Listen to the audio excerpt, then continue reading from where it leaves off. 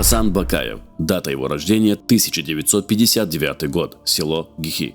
Окончил Гихинскую среднюю школу номер 1. С 1983 по 1988 годы он учится на историческом факультете Чечено-Ингушского государственного университета имени Льва Николаевича Толстого. Основная тема его исследований – древняя история чеченского народа. Он подвергал сомнению многие стереотипы и мифы, навязанные внешней историографией. В 1987 году, после побед на региональных археологических студенческих конференциях, Хасана направляет в Москву как одного из лучших студентов для участия в 22-й Всесоюзной студенческой археологической конференции, где Хасану присуждают диплом победителя первой степени. В том же году Хасан, еще будучи студентом, получил приглашение в город Владикавказ для участия в работе Всесоюзной научной конференции «Кавказ и цивилизации Древнего Востока», в работе, в которой принимают участие такие известные ученые, как Дьяконов, Меликишвили, Иванов, Джапаридзе, Старостин, Милитарев.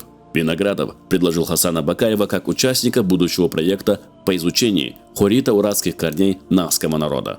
На тот момент Бакаев был студентом 5-го курса исторического факультета ЧИГУ.